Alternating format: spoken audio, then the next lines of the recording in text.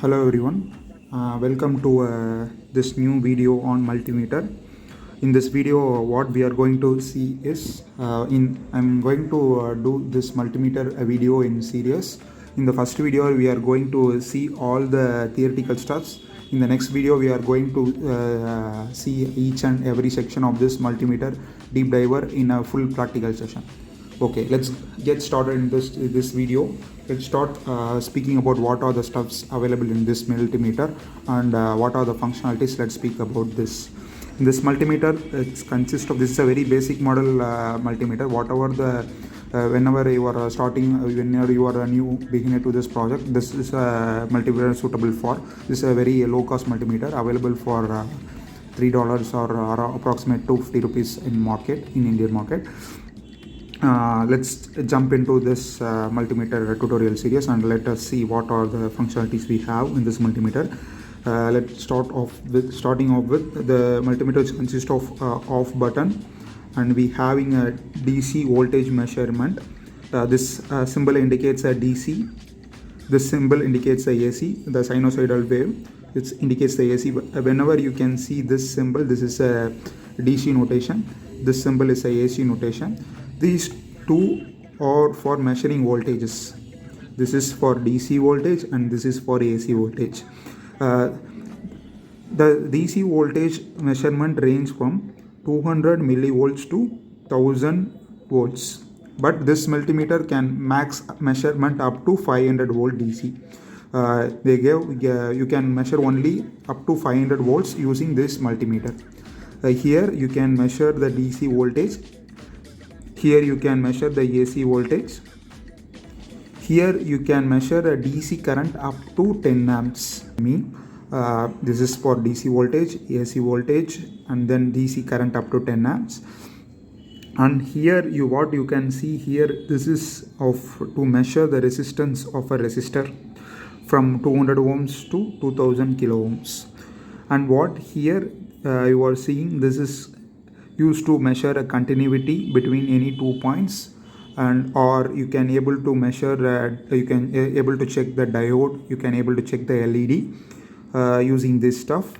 And what here you can see that some kind of square wave is there, right? This one is called square wave generator. This square wave, nothing measure. This will do nothing to do with the measurement.